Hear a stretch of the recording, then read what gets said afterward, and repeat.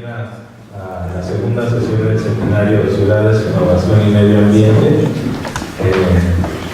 En esta ocasión, pues contamos con la presencia del maestro Samuel Alberto Cervantes. Voy a leer brevemente una semblanza de él y pues posteriormente le voy a dar la palabra. Y al final va a haber una sesión de preguntas y respuestas. Entonces, pues bueno, voy a leer su currículum. El maestro Samuel Alberto Cervantes López es licenciado en Economía por la Universidad Autónoma Metropolitana, Campus Azcapotzalco. Es maestro en Economía con mención honorífica por la Universidad Nacional Autónoma de México. Actualmente estudia el doctorado en Economía también en la UNAM, en la FES Aragón. Trabajó durante 9 años en el Instituto Electoral del Distrito Federal, en el que desempeñó diversos cargos, entre los que destacan coordinador de asesores de la Presidencia, secretario administrativo y secretario técnico de la Comisión de Participación Ciudadana. Impartió diversos talleres a los comités ciudadanos y consejos de los pueblos y presentó diversas ponencias en materia de participación ciudadana. Participó en las elecciones 2010 y 2013 de los comités ciudadanos y consejos de los pueblos y en las consultas ciudadanas de presupuesto participativo del 2011 al 2014. Participó en la implementación de instrumentos tecnológicos para recabar el voto en ejercicios de participación ciudadana.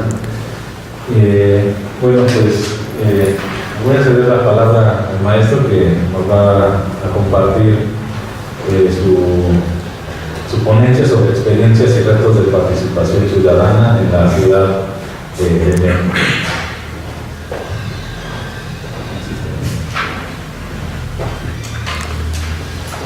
Buenas tardes a todos, ¿cómo están? Bien. Me da mucho gusto estar aquí. Desde luego agradezco la invitación realizada por el Colegio del Estado de México, principalmente por el doctor Sergio Ceballos, que bueno, somos compañeros de ya algunos años. Se adelantó en el doctorado, pero me quedé un poco rezagado, pero bueno, seguimos ahí intentando concluir el doctorado. Hoy preparamos una ponencia importante, espero que cumpla con las expectativas que ustedes tienen, y es un tema de interés en lo particular. A mí es muy grato, pero creo que es un tema que nos va a dejar mucho y ustedes lo van a ver. Espero despertar en ustedes algo de conciencia que nos permita avanzar sobre esta temática. Y bueno, no acostumbro yo estar sentados en estrés a mí demasiado, entonces me voy a levantar, si ustedes me lo permiten, y vamos a dar una pequeña explicación de las experiencias y retos de la participación ciudadana en la Ciudad de México, antes Distrito Federal, ya con la reforma que hubo recientemente, ahora ya nos cambiaron el nombre a Ciudad de México. Pero desde el punto de vista de los comités ciudadanos y consejos de los pueblos, que ya lo vamos a ver en adelante, y bueno, como ya lo comentaba Sergio, trabajé un tiempo en el Instituto Electoral del Distrito Federal, conozco bien las bases de los comités ciudadanos porque me tocó implementarlos, y bueno, de eso quiero compartirles, y desde luego ver el poder que tienen estas figuras, de las cuales vamos a dar una explicación importante y cómo afecta en la toma de decisiones y que queda muy ad hoc al tema que están revisando, que es ciudades, innovación y medio ambiente. Espero que sea de eso.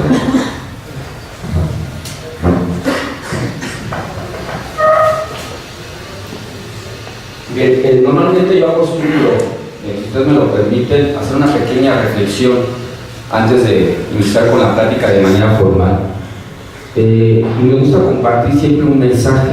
El mensaje que normalmente acostumbro dar tiene que ver con el tema en particular, y conforme vayamos viendo la ponencia se van a dar cuenta de qué tan importante es lo que les voy a decir antes de iniciar de manera formal. Cuando uno tiene en mente un objetivo importante, cuando está inspirado por hacer proyectos extraordinarios, los pensamientos tumban todas esas barreras, la mente supera los límites, la conciencia se expande. Y a partir de eso vemos un nuevo mundo y maravilloso, que es uno de los principales retos que tenemos. La fuerza, las facultades y los deseos toman otro rumbo. Y esos deseos de llevar a cabo esos proyectos extraordinarios nos convierten en ser personas completamente diferentes. Van a entender ahorita por qué les comparto esto. Los proyectos que nosotros iniciemos como ciudadanos pueden transformar ciudades, pueden lograr cambios fundamentales y trascendentales, no importa dónde nos encontremos, y es de eso de lo que debemos platicar el día de hoy.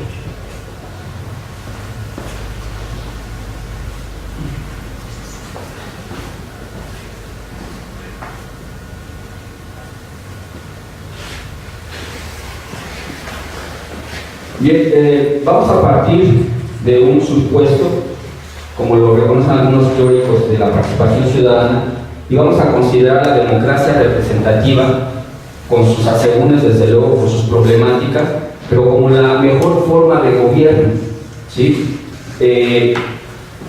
Uno de los principales retos que hay en el siglo XXI es cómo nosotros trascender de la democracia representativa a una democracia participativa. Es decir, cómo generamos aquellos mecanismos que nos permitan vincular a los representantes con los representados. ¿Con qué finalidad? Pues con la finalidad de generar mejores acciones de gobierno, con la finalidad de generar una gestión urbana mejor. Ese es uno de los principales retos que se discute hoy en día en diferentes ciudades, en diferentes países, y bueno, y en el caso de la Ciudad de México no se queda fuera, ¿sí? Entonces, ¿cómo pasamos nosotros de una democracia representativa a una democracia participativa? Hay que hacer conciencia que para ello requerimos básicamente de lo que vamos a explicar el día de hoy, que es la participación ciudadana. Pero la participación ciudadana no solo viéndola con la visión de ir y llevar a cabo mi voto, o sea, voy a las urnas, voto y ya se acabó mi participación ciudadana. No. La participación ciudadana tiene que ir más allá, tiene que ser una participación ciudadana activa, proactiva, de debate, ¿no? Si no tenemos una participación ciudadana de esa naturaleza, entonces no podemos transitar a una democracia participativa. ¿Qué se requiere para tener una participación ciudadana proactiva, activa y en crecimiento? Pues requerimos de espacios e instrumentos que nos permitan generar los entornos para que esa participación ciudadana genere eco. Y una vez que tenemos esa participación ciudadana activa, proactiva, nos va a permitir, de alguna manera, como dice la lámina, garantizar nuestros derechos políticos, sociales, culturales y urbanos. Una participación activa, entonces nos permite, reitero, si es necesario pelear por esos derechos, de alguna manera sientan las bases para que nosotros como ciudadanos podamos defenderlos. Y eso nos lleva a ¿qué? A tener una ciudadanía plena. ¿Sí? Entonces, ¿cómo pasamos de una democracia representativa a una democracia participativa? Es a través de nuevos espacios e instrumentos. ¿Sale? Sin embargo, hoy día tenemos varios mecanismos, como lo representa esta flecha, que van en contrario de esa participación ciudadana que nosotros requerimos, que es activa. ¿Y cuáles son esos mecanismos o instrumentos que van en sentido contrario?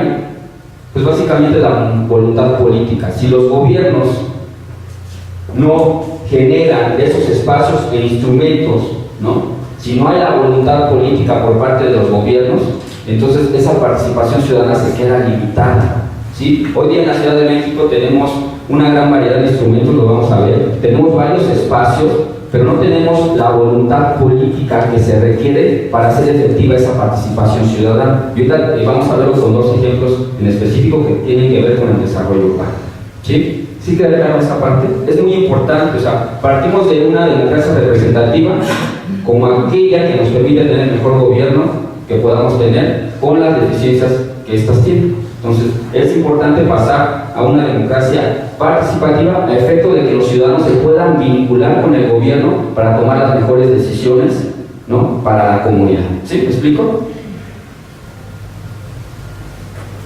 Bien, vamos a ver algunos conceptos que van a generar el contexto. Bueno, ya vimos cuál es el alcance de la participación ciudadana.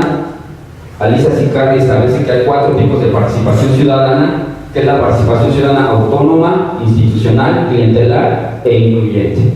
La participación ciudadana autónoma es aquella que a través de entes ajenos o que no están formalizados de manera institucional accionan y presionan al gobierno para que las demandas de estos ciudadanos se cumplan. Por ejemplo, las organizaciones civiles, no hay algún reglamento que establezca que a través de las organizaciones civiles los gobiernos pueden generar condiciones para hacerle caso a estas organizaciones civiles. Entonces, un ejemplo de este concepto autónomo son las organizaciones civiles o todo tipo de organización social que se agrupe para buscar un bien común, ¿sí? La otra es la participación ciudadana institucional. Los artículos 2, 3, 6, 8, 21, 26 y 115 de la Constitución Política de los Estados Unidos Mexicanos establece el derecho a agruparse y participar, entonces, la participación ciudadana institucional pues, es aquella que está formalizada, y está formalizada a través de varios artículos de la Constitución. En el Distrito Federal contamos con una ley de participación ciudadana.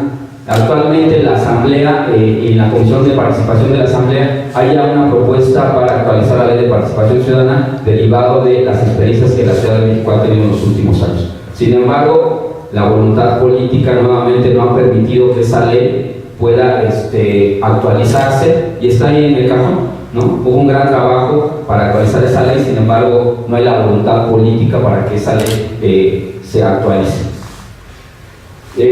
La otra es la participación ciudadana clientelar, que seguramente han escuchado, quieres ir a votar por alguien, pues te regalamos un lunch, te damos cierta cantidad monetaria, y bueno, y esa es una participación ciudadana limitada, y que obedece a ciertos intereses políticos, pero de esa participación no requerimos nosotros, pero existe. Hay otra participación ciudadana, es la incluyente, y es a la que todos aspiramos. ¿Cuál es esta? Pues que a través de espacios se congreguen ciudadanos con diversas formas de pensar, con diferentes perfiles, y a través de estas organizaciones técnicamente agrupadas puedan debatir y puedan generar consensos o puedan generar propuestas o puedan generar políticas, y de alguna manera presionar al gobierno para que estas políticas se ejecuten. Desafortunadamente no hemos llegado a esta parte. Actualmente nos interesa más bien esta parte de la autonomía y la institucional. Hay una mezcla ahí importante. La otra, la clientela, desde luego ni siquiera la vamos a tocar porque no cubre los intereses, y bueno, y la otra de la incluyente. Bueno, ¿cuáles son los 4 espacios con los que cuenta la Ciudad de México? Bueno, los espacios me refiero a los órganos de representación ciudadana que existen, y es el Comité Ciudadano, porque vamos a hablar de él, el Consejo de los Pueblos, los consejos delegacionales y el representante de Manzana. Son los 4 espacios que establece la ley y que de alguna manera tienen derechos y obligaciones, y que a partir de esos espacios pueden influir directamente en las políticas. Ahorita lo vamos a ver en qué sentido, en las políticas gubernamentales o en la acción gubernamental. Los instrumentos, bueno, tenemos el plebiscito, el referéndum, la consulta ciudadana, iniciativa popular, colaboración ciudadana, rendición de cuentas, discusión pública, red de contralorías ciudadanas, audiencia pública, recorridos del jefe delegacional, organizaciones ciudadanas y asambleas ciudadanas. Bueno, si se fijan, es una gran variedad de instrumentos. El problema que enfrentamos es que no todos los ciudadanos lo conocen, y al no conocerlo, no lo hacen efectivo. Nosotros nos vamos a concentrar en lo particular en la consulta ciudadana y los efectos que ha tenido en estos últimos tiempos, y van a ver de qué manera si se juntan los ciudadanos con organizaciones civiles pueden modificar hasta el propio desarrollo urbano de la Ciudad de México. Tenemos varios ejemplos. ¿Sí? Bien, ¿cómo se integran los comités ciudadanos? Se los quiero platicar para que tengan una noción completa de qué es un órgano de representación ciudadana, cómo se integra en la Ciudad de México, y que de alguna manera ha servido como punta de lanza de los diferentes estados. Cuando yo trabajé en el Instituto Electoral, pues fuimos a varios estados a explicarles más o menos qué experiencia tenemos en este tipo de organismos ciudadanos y cómo eso han estado operando en los últimos años. Entonces, la Ciudad de México es una referencia. El artículo 91 y 92 de la ley establece que el Comité Ciudadano es el órgano de representación ciudadana de la colonia y que en cada colonia se elegirá un Comité Ciudadano conformado por 9 integrantes. El Consejo del Pueblo, bueno, es el órgano de representación ciudadana en un pueblo. En el Distrito Federal tenemos registrados, aunque hay más, 40 pueblos. Entonces, en cada pueblo, el órgano de representación se llama Consejo del Pueblo, ¿no? Y en las colonias se le determina Comité Ciudadano, ¿sale? Y luego tenemos el otro, los consejos ciudadanos delegacionales. Esos se integran por cada uno de los representantes de los comités ciudadanos, cada uno de los representantes de los consejos de los pueblos y también por parte de la autoridad delegacional, aunque no lo dice aquí, y los coordinadores de concentración comunitaria, que son personas derivadas de que los pueblos tienen ciertas tradiciones. Hay una persona que en lo general también coordina esos pueblos. Para no quitar esa figura que ha existido por muchos años, también se le invita a que participe en este consejo delegacional. El consejo delegacional es aquel que toma ciertas determinaciones que van a impactar a la delegación en diferentes ámbitos. Es como que una autoridad organizativa, es donde se congregan todos los comités ciudadanos, todos los consejos de los pueblos de una delegación, y ahí se toman soluciones a diversas problemáticas, ¿sale? Me faltó aquí, si pusieron atención, me faltó el representante de Manzana. El representante de Manzana, bueno, no lo coloqué porque es una figura individual, pero esta la determina la Manzana y pone a su propio representante. El representante de Manzana, de alguna manera, es aquel que lleva la problemática de la Manzana, se la comunica al Comité Ciudadano y el Comité Ciudadano se lo comunica a la delegación. Entonces, como generar esos vínculos que decía yo al inicio entre los representantes y los representados, a efecto de poder modificar la acción del gobierno, ¿sí? ¿Sí queda clara esta parte? Entonces, los órganos de representación ciudadana que existen en el Distrito Federal son Comité Ciudadano, Consejo del Pueblo y el Consejo Ciudadano Delegacional, ¿sale? Bien, ¿cómo se integran los comités ciudadanos? Bueno, el artículo 91 y 92 nos dice que el comité ciudadano tendrá una representación honorífica, es decir, no se le va a cobrar no se le va a pagar ni un solo peso. Si es a la gente que le gusta servir, entonces ese tipo de personas integran un comité ciudadano y vamos a ver cómo lo hace. El tiempo de duración de los cargos del comité ciudadano será de 3 años. Los integrantes de los comités ciudadanos podrán ser reelectos hasta por un periodo inmediato. Cuando habla de aquí en adelante del Comité Ciudadano, me voy a referir tanto a los comités ciudadanos como a los consejos de los pueblos, ¿no? Pero que es medio largo, entonces nada más me voy a referir a comités ciudadanos.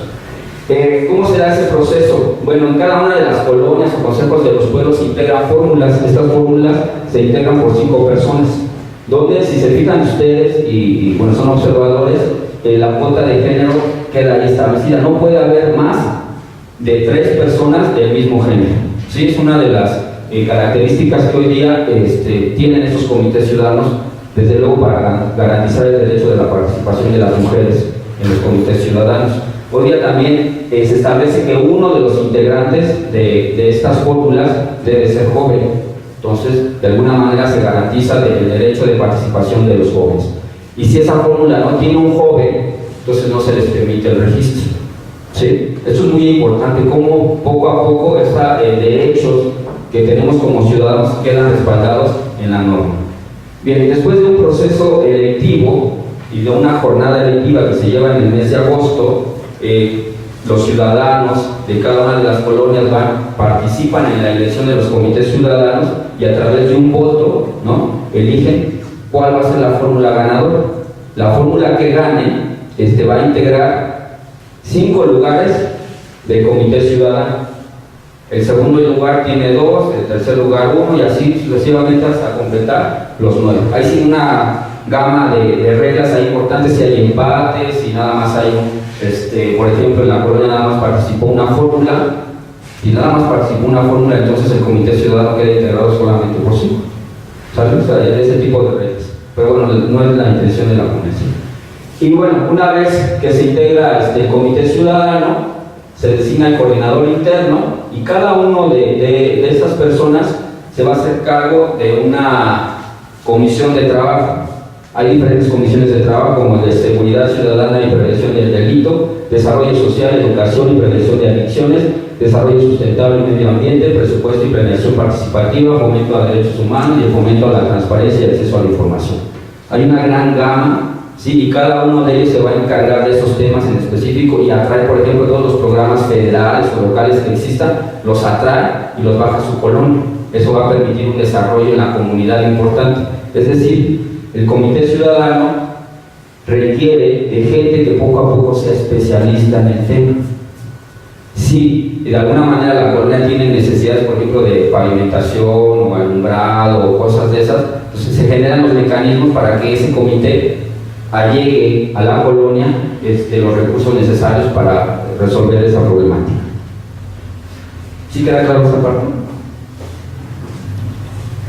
Bien, ¿cuáles son las atribuciones según el artículo 93 de la Ley de Participación Ciudadana? Representar los intereses colectivos, participar en programas de desarrollo comunitario, supervisar el desarrollo de ejecución de obras y servicios, desarrollar acciones de información, capacitación y educación cívica, promover la organización democrática de los habitantes para la resolución de problemas. Bueno, una gama de características, pero observan ¿qué tienen en común todas estas?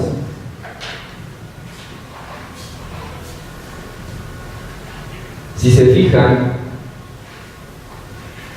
ninguna de estas atribuciones que tienen los comités ciudadanos es como que de inferencia total. Es decir, el comité ciudadano no aprueba, ¿no? Sino simplemente supervisa, da acompañamiento, opina, ¿no? Y ese es uno de los grandes retos que tenemos en cualquier sociedad o en cualquier gobierno, que se le dé esa atribución a los órganos de representación ciudadana para que de alguna manera puedan influir directamente en las políticas públicas. No existe, si se fijan, no existe representar intereses colectivos, promover, emitir opinión, desarrollar acciones de información, capacitación. Entonces, uno de los principales retos es generar aquella norma que le permita a los órganos ciudadanos tener elementos para que puedan influir en las políticas de gobierno. ¿Sale? No existe. Bien, ¿cuál es la experiencia de estos órganos de representación ciudadana en la Ciudad de México? Como pueden observar, en el año de 1995 la figura se le denominaba Consejo Ciudadano. El Consejo Ciudadano de aquel entonces se integró bajo un gobierno priista. Lo que intentaba el PRI en aquel momento era como generar espacios que permitieran contribuir, ¿sí?, al desarrollo de la ciudad, ahora ciudad, de una manera importante. Y tuvo gran respuesta. Fíjense, el nivel de participación fue del 21.24. Órganos de representación ciudadana integrados 365. ¿Cómo funcionó en aquel momento? En las delegaciones empezaron a generar demarcaciones. Estas demarcaciones de alguna manera se estructuraban tomando en cuenta la cantidad de habitantes en cada delegación, y solamente era uno. No como hoy día que son 9, en aquel tiempo solamente era uno. Entonces también hubo una votación y se elegía a un representante de la demarcación. Y bueno, fue una figura que apoyó en aquel tiempo al PRI para generar toda una estructura de control, ¿no? Y que permitiera que el PRI se mantuviera gobernando la Ciudad de México, ¿no? Sin embargo, no tuvo eco y quedó ahí la figura, se desvaneció. Algunos representantes, pues al no tener ciertos recursos, pues lo dejaron, se fueron diluyendo y fueron desapareciendo estos órganos de representación. Con el paso del tiempo, en 1999, cuando las condiciones políticas cambian y llega al gobierno el Partido de la Revolución Democrática, llegan con un nuevo brío, con ganas de querer hacer cambios, y se genera el estatuto de gobierno, y a través de este nuevo reglamento, bueno, se crea la figura de comités vecinales. Los comités vecinales, bueno, la idea también era que estos comités de alguna manera fueran como contrapeso de las delegaciones. O sea, ¿qué es lo que garantizaba, lo que buscaba, que realmente fueran vecinales, que fueran ciudadanos independientes de cualquier grupo político, ¿no? Y de alguna manera estos iban a contrarrestar todas las opiniones de la delegación y tenían ciertas facultades que le permitían de alguna manera detener la acción gubernamental. Y aquí era por unidades territoriales, contábamos con 1.352, pero si se fijan, el nivel de participación es de 9.5. ¿Qué significa eso? Si pasamos de 21.24 a 9.5, pues una apatía ciudadana. Si se fijan, bueno, disminuyó, después incrementó. Y bueno, nuevamente estas figuras, al no tener un impacto importante, pues fueron también desapareciendo con el tiempo. Ya en el 2010 hay un nuevo intento, se reforma la ley, sale la ley de participación ciudadana del Distrito Federal con ya muchas especificaciones y se da la primera generación de comités ciudadanos y consejos de los pueblos en 2010. De 7 millones de habitantes, solo participaron 650,000, nos dio una participación del 8.87, ¿sí? Y se generaron alrededor de 1.740. Hoy día tenemos, derivado de la organización electoral, tenemos 1.796 colonias, incluyendo 40 pueblos, ¿no? Pero en aquel entonces había una determinación de 1.740. Y bueno, en el 2013, ya con la segunda generación de los comités ciudadanos y con la experiencia que ya el Instituto Electoral tenía, y con esos nuevos conceptos de incluir a las mujeres, incluir a los jóvenes, hay una nueva esperanza de que esos órganos de representación ciudadana tengan una injerencia importante en los gobiernos. Si se fijan aquí, la participación cambia, aunque sean 2 dígitos, ¿no? De 8.87 a 4 dígitos casi, al 12%. ¿Qué fue lo que provocó ese cambio? El Instituto Electoral del Distrito Federal estableció dispositivos electrónicos para votar. Muchos a veces tenemos apatía de ir a votar. Lo que hizo el instituto es que a través de tu teléfono celular o un dispositivo electrónico pudieras votar desde tu casa o en cualquier lugar.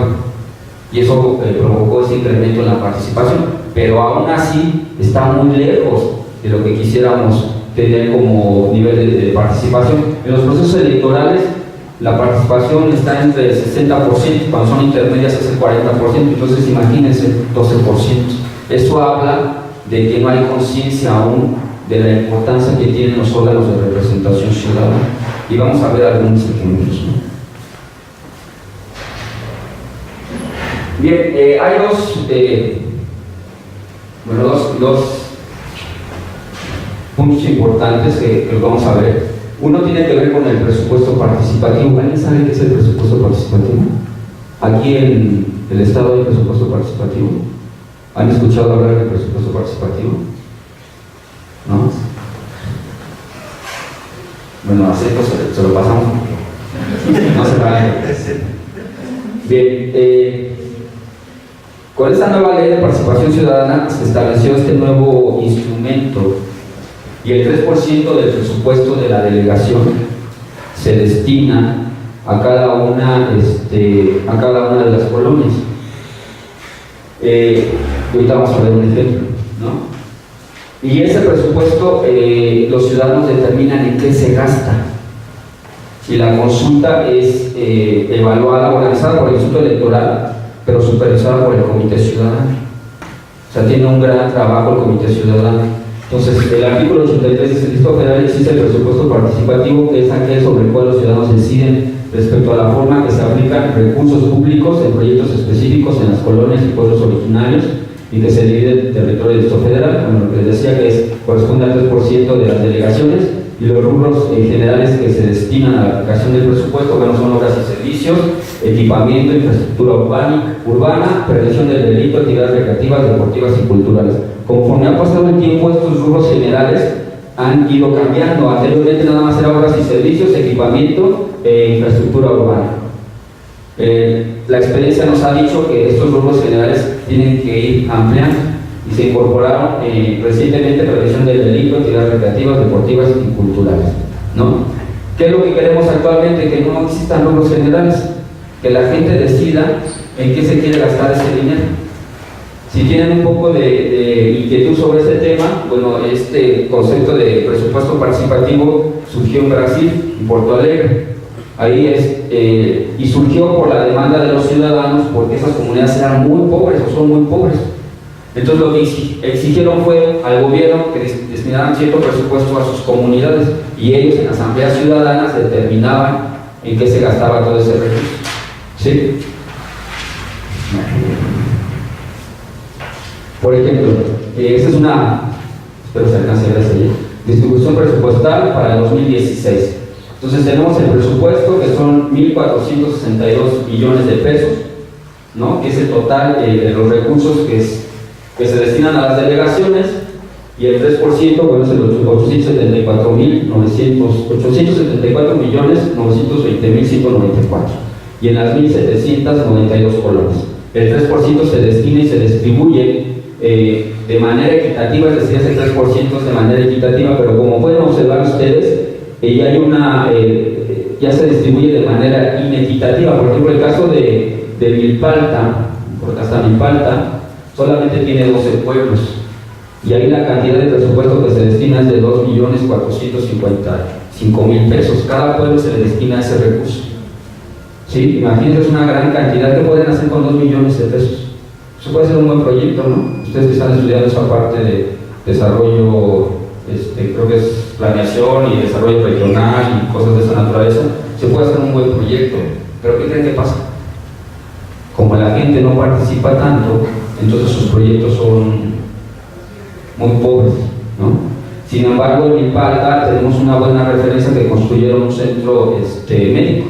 Se unieron los presupuestos de todos estos pueblos y levantaron un centro de salud, y eso es fundamental, ¿no? Es importante, realmente es un gran logro. Por ejemplo, hay colonias, en el caso de donde el recurso es menor, por ejemplo, Coyoacán, ¿no? Tiene 369.000 pesos. Pues esto con una repavimentación se acaba, ¿no? Entonces, ¿qué hay en diálogo ahorita? ¿O qué es una de las propuestas? Que ese presupuesto se distribuya de manera equitativa, en el sentido de ver la cantidad de habitantes que hay, ¿sí? Y también las necesidades de cada una de las colonias. Por ejemplo, en el caso de Polanco, o todas esas zonas que conocen el DF, que son de las zonas más ricas, por llamarle de alguna manera, a la gente no les interesa, no participan, ¿no? Ellos cubren sus necesidades bastante bien, y realmente no hay necesidad. Entonces, aquellas zonas donde hay más pobreza o más populares, se requiere que haya más cantidad de recursos. Ese es uno de los temas que hay ahorita en la Asamblea Legislativa. Sí queda claro cómo está esta distribución, es el 3% del presupuesto de cada una de las delegaciones.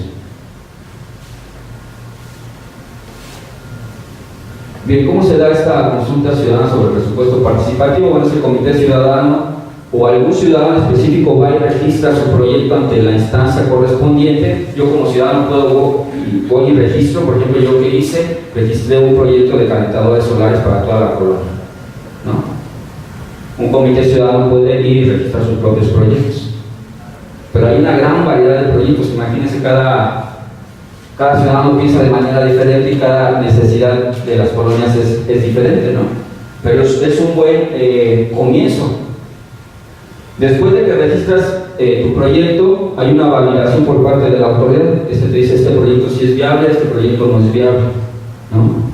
Y se evalúan 5 proyectos, o sea, pueden registrarse 10, 15, y el comité ciudadano, derivado de esa validación, dice qué proyectos son los más requeridos por la colonia, y solamente pasan 5.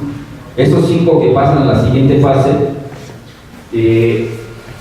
entonces, a través de foros informativos o promoción ciudadana, el comité ciudadano se encarga de difundir esos proyectos, le hace publicidad a los proyectos, pero a los 5, como los candidatos, ¿no? Cada vez hace publicidad, ¿no? Entonces la idea es hacer reconocimiento a toda la colonia o toda la comunidad de los proyectos que existen, ¿sí? Y bueno, ya el ciudadano se entera de qué proyecto y le gusta un proyecto y es por el que vota. Y el proyecto que gane, a través de una jornada consultiva, pues es el que sale electo y es el proyecto al cual se le aplican esos recursos. Entonces es muy importante la participación ciudadana, como ustedes pueden ver. ¿sí? Si tenemos una ciudadanía proactiva, ¿no?, entonces podemos construir proyectos que cubran las necesidades de la colonia y que permitan el mejoramiento urbano. Aquí hay un problema importante que no hemos podido, todavía me siento en el distrito electoral, ya que trabajo ahí, pero bueno, no hemos podido de alguna manera superar. Normalmente ese registro de proyectos es repavimentación, ¿no?, alumbrado, cambio de banquetas, ¿no?, parques al aire libre o juegos infantiles al aire libre. Todas estas son obligaciones de la delegación. Todos esos servicios los tiene que cubrir la delegación o la autoridad. Pero como es necesario, como la gente lo requiere, entonces lo inscribe como proyectos, ¿no? Entonces hay proyectos que ustedes ni se imaginan. Por ejemplo, hay uno que ganó de azoteas verdes. Entonces en las casas instalaron azoteas verdes. Está padre, ¿no? Entonces depende ahora sí que de las necesidades que tengan como ciudadanos y de su habilidad que tengan para crear, ¿sí? Pues en la medida que tengamos ciudadanos participativos, conscientes, pueden transformar una comunidad, pueden transformar una colonia, pueden transformar un país, así de fácil. Pero necesitamos o requerimos de ciudadanos que estén unidos, que trabajen por una meta común, no una meta personalizada, una meta común, y en la medida que tengamos esa capacidad como ciudadanos podemos hacer muchas cosas, ¿sabes? Bien, entonces si les pregunto qué es el presupuesto participativo, ya me pueden decir, ¿sí? Él está preparado una tipo de examen, ¿no?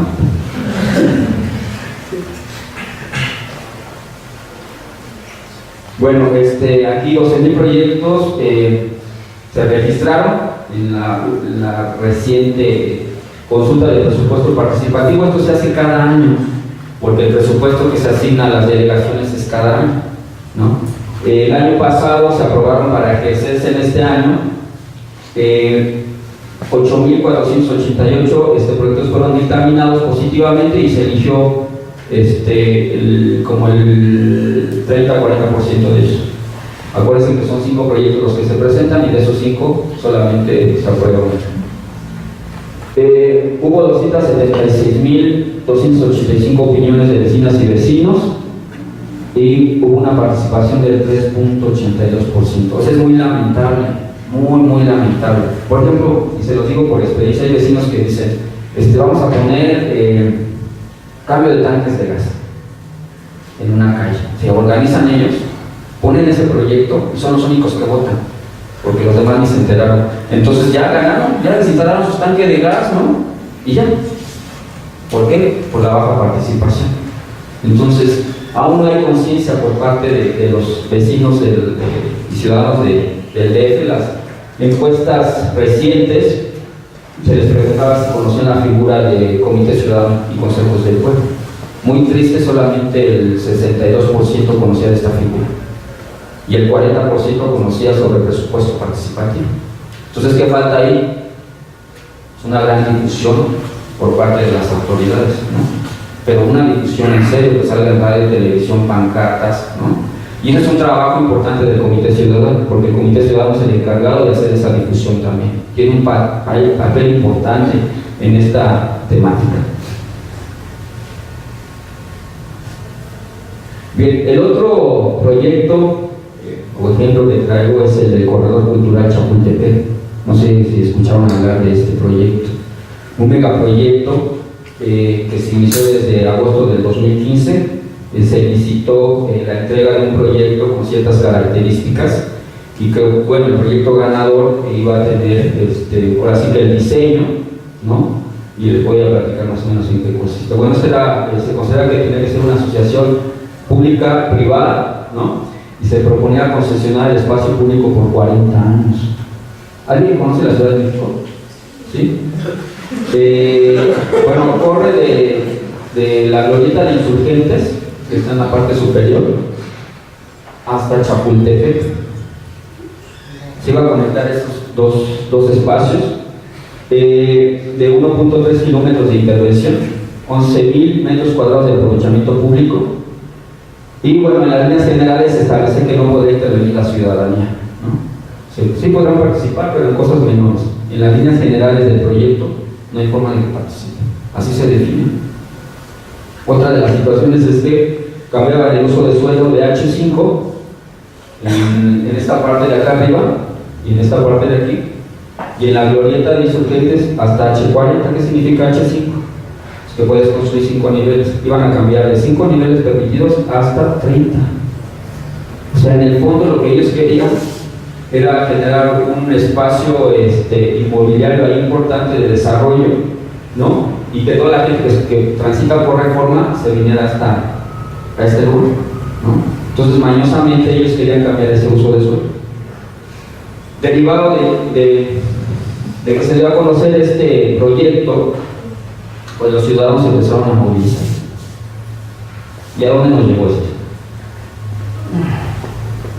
Si se fijan, aquí en el proyecto tiene un corte transversal y en la parte de abajo iba a correr aquí el Metrobús, o ¿cómo se llama aquí? El Tusabur, ¿o cómo? ¿No? Y bueno, tenía áreas recreativas, por llamarle de alguna manera, pero tenía en la parte del medio todo un área comercial. Y el nombre de este proyecto es Corredor Cultural. Entonces, de comercios verticales, vamos a tener un comercio horizontal, ¿no? En la parte de abajo, pues bueno, corre el metro. Entonces, fíjanos, ahí estaban enseñando los edificios, todo bien mono, se ve aquí bien chulo, pero realmente, y bueno, decían ellos que la intención era cambiar la imagen urbana y que esos espacios que son muy conflictivos, ahora a través de este tipo de proyectos podían modificarse. Bueno, se armó una gran polémica, pero un verdadero bronca. Algunos decían, bueno, de lo que yo recuerdo es que la contaminación, iban a poner bloques, pero la contaminación generada por los autos pues iba a afectar a todos los comensales del río, ¿no? Una gran variedad de importantes comentarios, opiniones, y se empezaron a organizar los vecinos. ¿Y quién cree que organizó esto? Los comités ciudadanos, junto con organizaciones civiles. Miren, aquí tenemos una vista aérea de corredor, ¿no? Un proyecto importante que no fue consultado, donde había una gran cantidad de recursos económicos de por medio. Bueno, vamos a ver el resultado, no quiero adelantar, pero bien fresa el asunto, ¿no? Entonces, bueno, a mí en lo particular, bueno, yo no estuve de acuerdo y bueno, el lema de la Ciudad de México es decidiendo juntos. Entonces decían, bueno, ¿cómo vamos a decidir juntos si estás estableciendo un proyecto urbano con un impacto importante y no me estás tomando en cuenta? Si el lema es decidamos juntos, pues te estás contradiciendo, gobierno. Entonces, estuvo bastante interesante. Yo ya quería ver el desenlace de esto y que quedó un asunto. Los vecinos se organizan a través de los comités ciudadanos, de organizaciones civiles, y tanto es la presión al jefe de gobierno, que el año pasado, bueno, y a la fecha no le ha ido nada bien, ¿no? Que aceptó que se hiciera una consulta ciudadana. La ley de participación ciudadana establece que las consultas servirán como referentes para que el gobierno tome una decisión, pero no son vinculatorias. ¿Qué quiere decir eso? Que si la respuesta era no se lleva a cabo el proyecto, pues entonces pues sí, así salió y bien, ¿no? Pero yo tengo así que el poder para llevar a cabo el proyecto. Entonces nos hace falta esos pequeños matices, ¿no? Para que los ciudadanos puedan tener un peso importante en las decisiones del gobierno. Pero el jefe de gobierno está fabulado por todos lados, que dijo, voy a respetar los resultados de esa consulta ciudadana, ¿no? Había una gran polémica porque los que estaban a favor decían que se consulte a la Ciudad de México, porque al final del día todos van a llegar a ese espacio.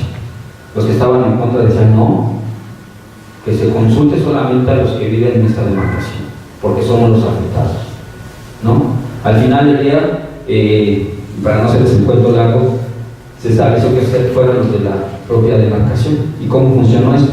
Bueno, se generaron dos bloques, el bloque que está a favor y el bloque que estuvo en contra. Se presentaron propuestas a favor y en contra del proyecto, y hubo y si lo pueden ver en YouTube, hay una presentación o el video del debate público que se generó, y eso es lo que yo les decía que debe existir como participación ciudadana. No solo el hecho de que vayas y ejerzas una opinión o un voto, sino que realmente te entres en el debate, ¿no? Que defiendas tu propuesta. Y por eso estamos en este concepto de ciudades inteligentes, pues tener ciudadanos preparados, ¿no? Para enfrentar y dar respuestas a soluciones que el gobierno no puede dar, ¿no? Ustedes están muy jóvenes, bueno, no todos, como yo digo, ¿no? Pero los que vivimos el sismo del 85, que realmente fue una experiencia fuerte, yo bueno, estaba muy joven, ¿no? Pero los ciudadanos fueron los que se organizaron. Al ver que la autoridad se quedó rebasada ante las necesidades, fueron los ciudadanos los que se organizaron y rebasaron así que las acciones gubernamentales. Ellos fueron, ¿no? Los que empezaron a recoger escombros, buscar cuerpos. Bueno, fue impresionante. Y a partir de ese entonces, la participación ciudadana tomó así que fue muy significativo y tomó un cierto tamiz, ¿no? Matiz, perdón, ¿sí? Y a partir de ahí se ha ido como creciendo y se le ha dado como que más apertura a la participación ciudadana, pero bueno, nos hace falta mucho. Bueno, hubo publicidad en medios, en las zonas afectadas, se dio este debate. Lo más interesante del debate es que el grupo que estaba en contra eran vecinos, yo les llamo comunes y corrientes. Y del otro lado había vecinos, pero también había representantes de la autoridad, porque la autoridad es la que presentaba el proyecto, ¿no? Estuvo así que muy bueno, porque dentro de los vecinos pues, había gente especialista que conocía sobre esto. Había otros que eran amantes, la verdad, nada, ¿no? Pero había gente que realmente le interesaba esta parte y defendía técnicamente el por qué el proyecto no era viable. Y la otra parte, el por qué si era viable, que iba a traer fuentes de empleo. La verdad, se sabe en esta historia, cuando los intereses económicos están por arriba de los derechos ciudadanos, ¿no? Pues hay toda una gama ahí de que le van a dar de comer a no sé cuánta gente, ¿verdad? Pero el trasfondo de esto, como ustedes lo pueden ver, si lo checaron en la lámina, era generar un centro comercial horizontal y capturar gente y rentar el espacio público por 40 años. O sea, el espacio que es de todos nosotros lo hacen privado. Digo, es incongruente, ¿no? Pero bueno, cada quien tiene su forma de pensar y ahí estaba el proyecto. Se llevó a cabo una jornada consultiva y bueno, la idea era saber si se aprobaba o se rechazaba el proyecto. ¿Sale? ¿Qué creen que pasó?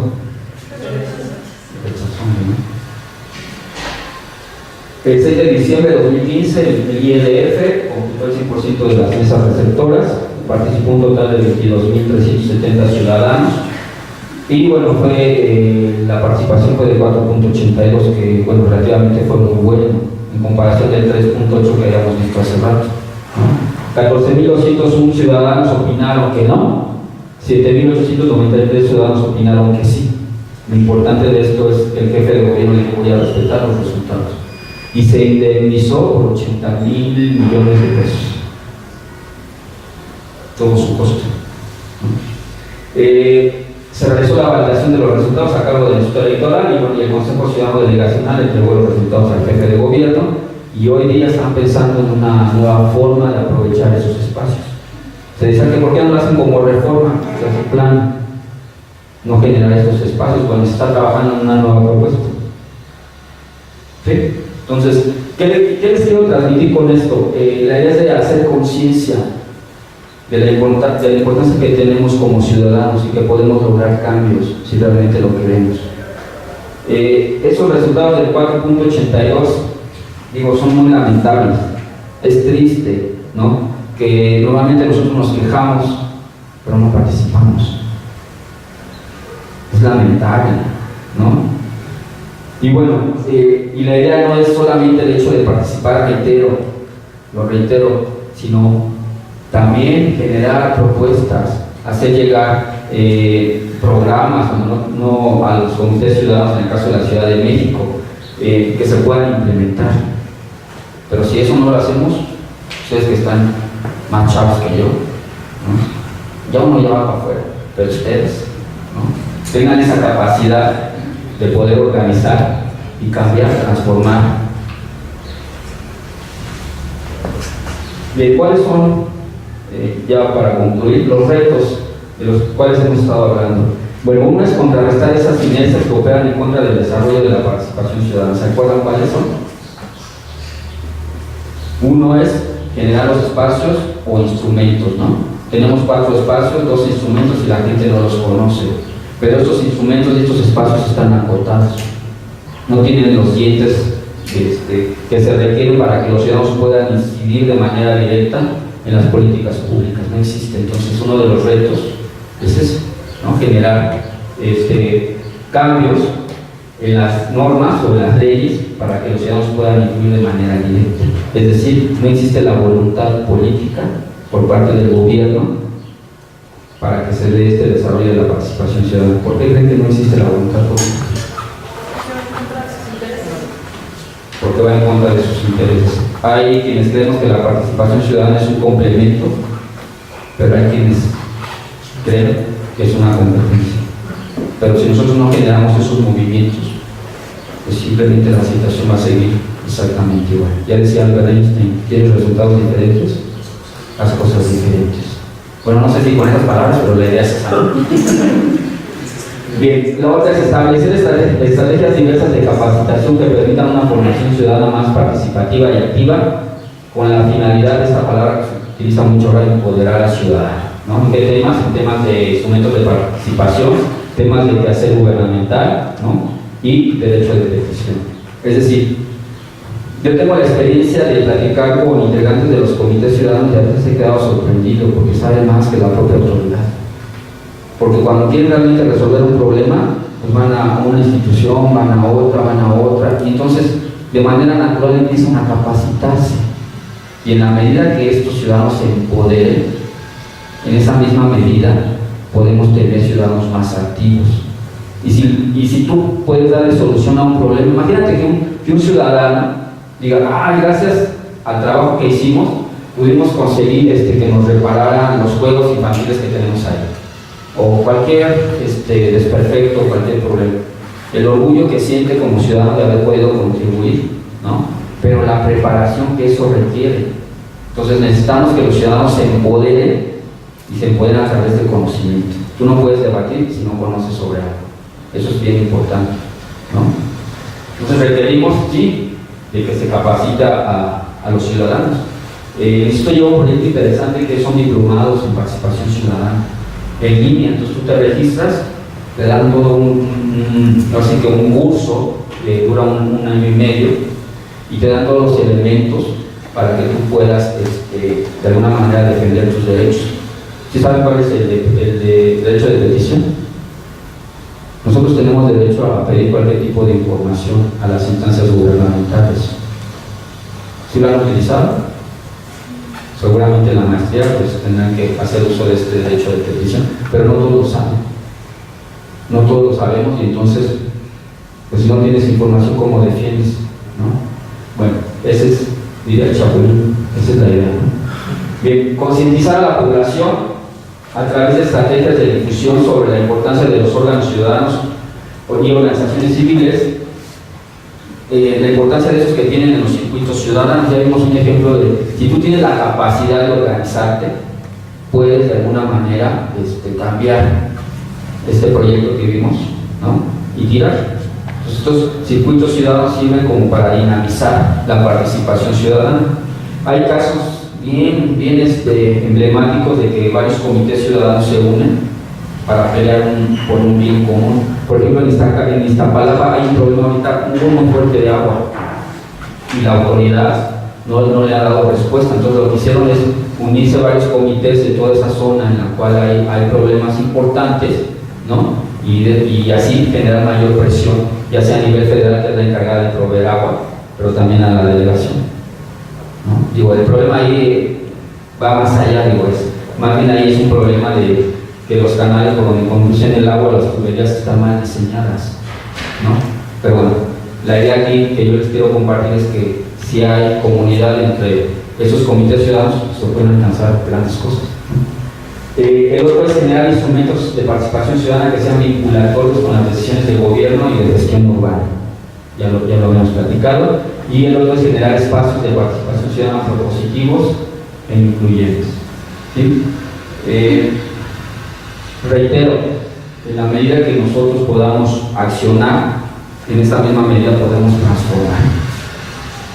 En algún momento yo estuve sentado con ustedes del otro lado cuando hice mi maestría en economía y decía, ¿y eso para qué me va a servir? Con el tiempo me di cuenta que el adquirir conocimiento te permite debatirte, preguntarte, cuestionar, ¿no?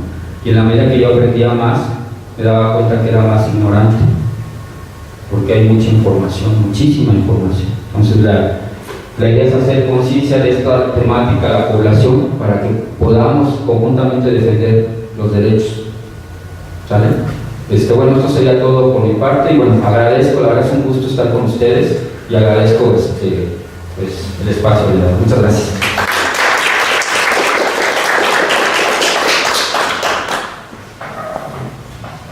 Le agradecemos mucho al maestro Samuel por esta interesante participación. Pues, ¿alguien tiene preguntas? Espero que sí. Comentarios. Para la cámara. Nos están viendo. Hola, buenas tardes, maestro. Bárbara. Y mi pregunta es si también los municipios tienen este presupuesto para participación ciudadana.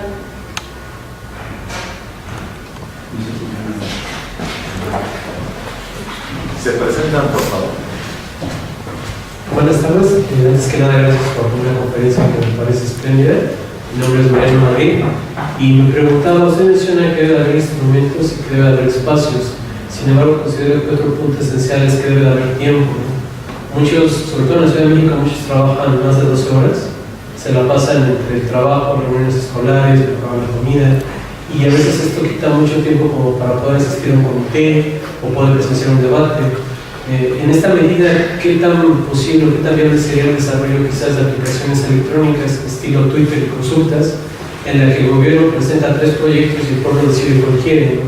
En lo que los consejos ciudadanos utilizan estos espacios virtuales para poderse dar un espacio de consulta? Porque puedes tener toda la voluntad, pero si primero tienes la responsabilidad del trabajo y luego la de la familia, pues el ciudadano es lo último que termina siendo.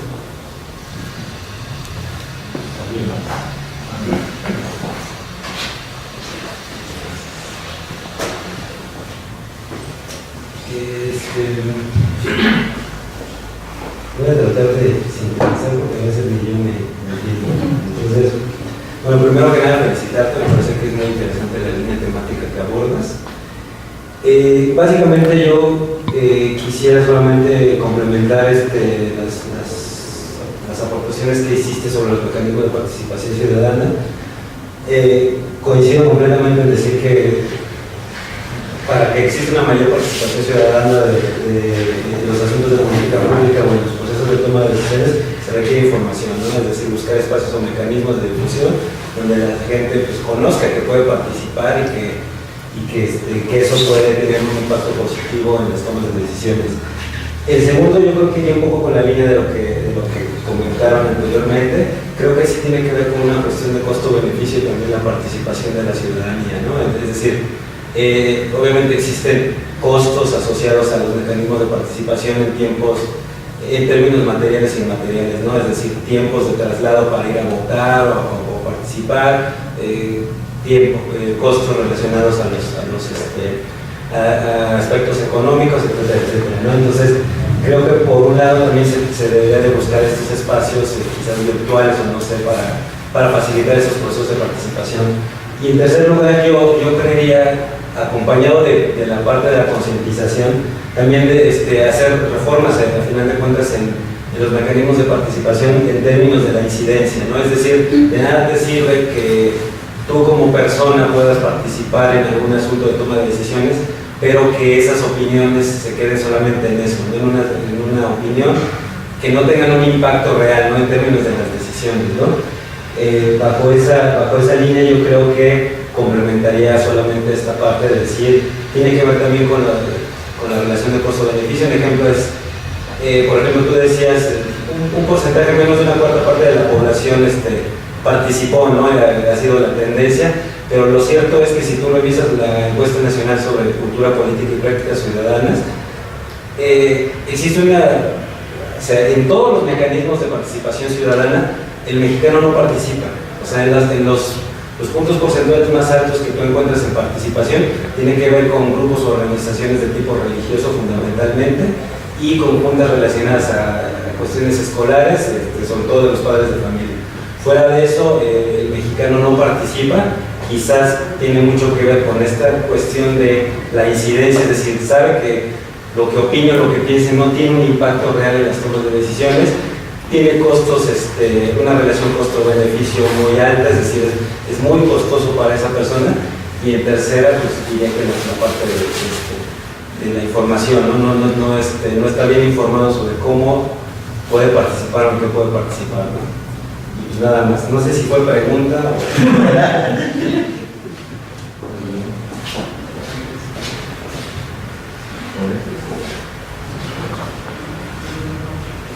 Bien, bueno, agradezco las preguntas. En el caso de la Ciudad de México, bueno, no existen los municipios, son similares, son delegaciones.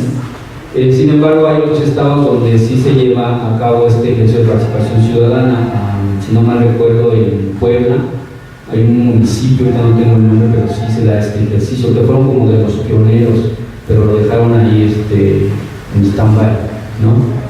Sí, hay varios municipios, por ejemplo, en otros países, pues están en Brasil, en varios municipios, ¿no?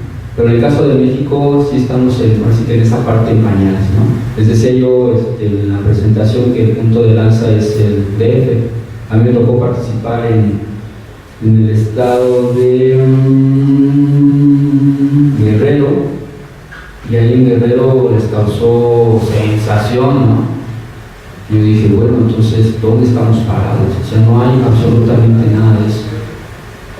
Básicamente porque lo decía la compañera, son como que van en contra de los intereses políticos y de gobierno. Pero sí es indispensable que se despierte esa conciencia. Si ustedes se van con una nueva forma de pensar a raíz de esto, que sea diferente, ya es un gran cambio, ¿no? Porque eso ha demostrado que sí se pueden hacer grandes cambios, que sí podemos lograr la transformación, ¿no? Pero sí requerimos también de una educación cívica pues más integral, ¿no? No en esta parte en las escuelas no nos enseña a participar, ¿no? No hay ese ejercicio desde pequeños donde podamos nosotros defender nuestros derechos. Simplemente nos dicen estas son las reglas, pero no nos dan las herramientas como para defenderlo. Entonces yo creo que debemos empezar desde ahí, ¿no? Pero los que ya cursamos una licenciatura, una maestría, tenemos otro nivel, no es por menospreciar, pero tenemos otro grado de conciencia, ¿no? Igual hay doctores que son unos hijos de la frijurria, ¿no? Eso no garantiza, pero sí de alguna manera te permite tener acceso a más información, ¿no? Yo creo que es importante desde luego la educación cívica, ¿no? En el caso de los instrumentos tecnológicos, de la experiencia que yo tengo, y lo comentábamos aquí, para capturar el voto de la gente que no estaba en ese momento ahí, se diseñó un software especial. Primero fue a través de una urna electrónica, ¿no? Y ya se vio que eso era obsoleto y se transitó a hacer el voto por teléfono. Sin embargo, tuvimos muchos reclamos porque ellos decían, pues es que eso no garantiza que la persona que esté del otro lado de un dispositivo sea la persona que se dice ser. Entonces hay un nivel de desconfianza alto. Implementar sistemas de esta naturaleza, ¿no? Es muy, muy complejo, ¿no? Cuando nosotros quisimos hacerlo en el DF para las votaciones de jefe de gobierno, no se nos permitió. Lo único que hicimos fue que los ciudadanos defeños que radicaban en el extranjero, ellos sí podían ejercer su voto a través de internet, pero solamente esa porción. Aquí en la Ciudad de México no hubo esa apertura, no hubo esa voluntad política por parte de los partidos y no se nos dejó hacer eso. ¿No? Eso también me preguntaba un ciudadano y me criticaba y lo entendía, que por qué son tan caras las elecciones. ¿Pero por qué son tan caras? No lo puedo creer, ¿por qué se gastan tanto dinero en eso? Yo les contesté, porque desafortunadamente también tenemos desconfianza al sistema.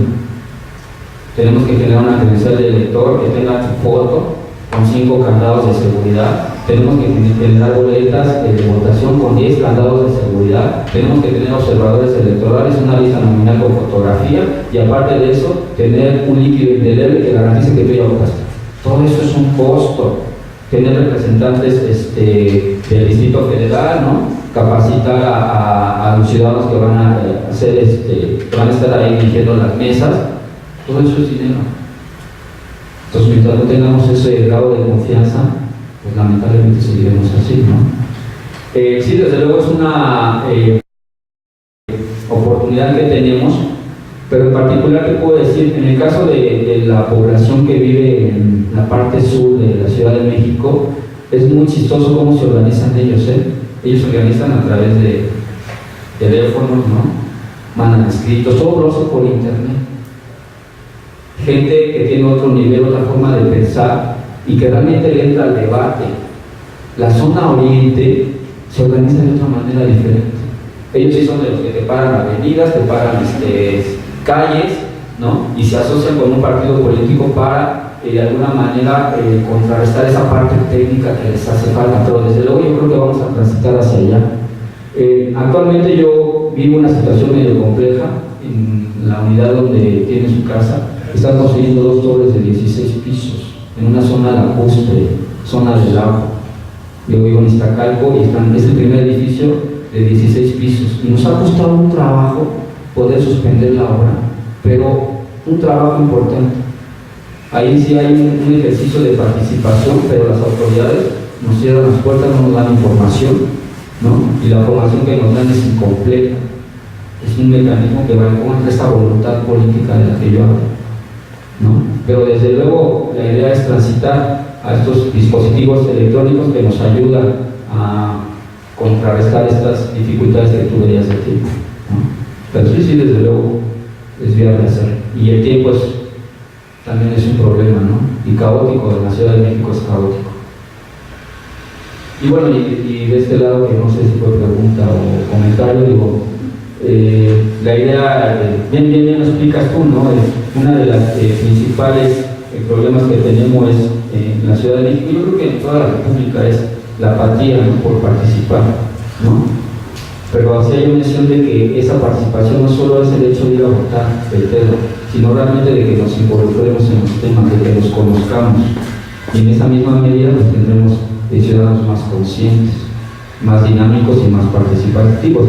Y por eso yo al inicio hacía una reflexión de si tú tienes inquietud por llevar a cabo un objetivo importante, tienes proyectos extraordinarios, en el momento que tú lo haces consciente, tú le buscas cualquier solución para lograrlo, y eso te permite ver el mundo de una manera diferente, ¿no? Pero eso es acto de conciencia. O sea, este tipo de pensamiento que nos lleva a generar grandes cambios.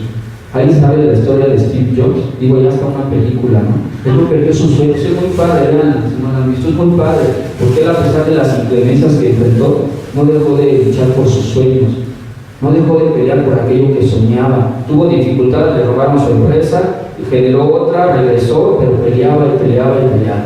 Y aquellos que no compartían sus sueños simplemente los corrían. Maestro, tú no compartes este sueño, pues no eres de este equipo. Yo tengo un sueño en mente y lo voy a llevar a cabo y lo llevo a cabo. Entonces, tenemos que cambiar esa forma de pensar. Tenemos que, digo, a lo mejor es muy duro, pero el sistema nos enseña eso. Lamentablemente así nos enseña el sistema y a lo mejor nos mete en un autor, ¿no? Esa forma de pensar, de ser pasivo, ¿no? De ser muy tranquilo, ¿no? Pero realmente cuando haces conciencia, cuando realmente crees en ti que tú puedes lograr las cosas, no hay barreras, no las hay, ¿no? Pero es ese pequeño cambio de hacerlo consciente. Creo que ya me estoy extendiendo de que se había oído muchos temas que me encantan, pero bueno. ¿Alguien más tiene alguna pregunta, comentario?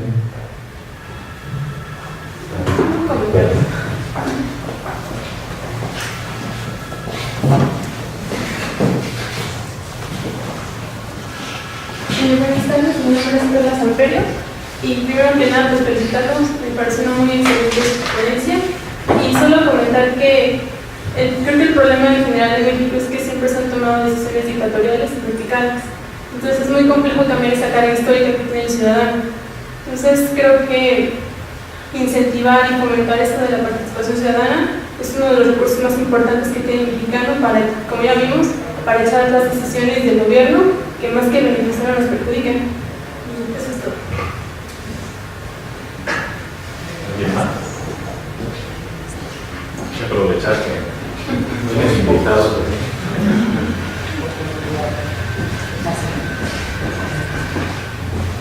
Bueno, agradezco tu participación. ¿Qué haría yo? Como yo lo veo.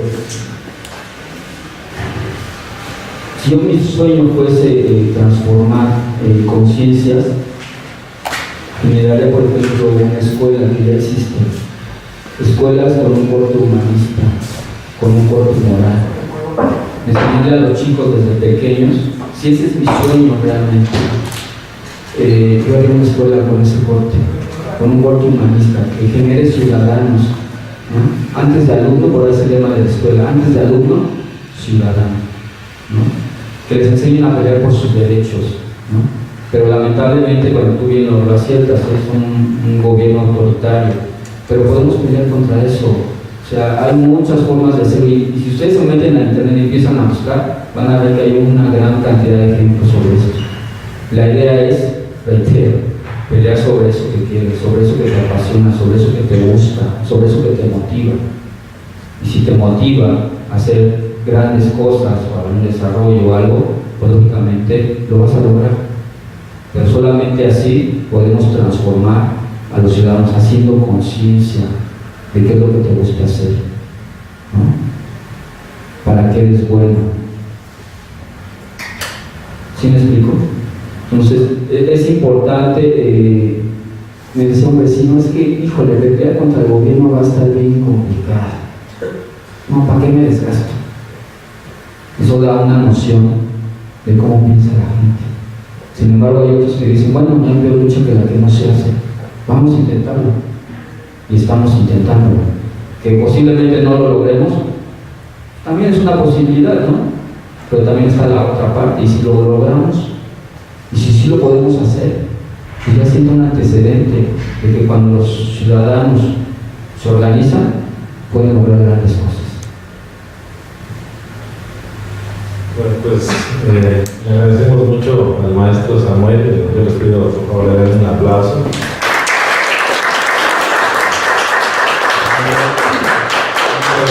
Del Estado de Hidalgo, el director y director académico, pues entregamos un reconocimiento a los presentes.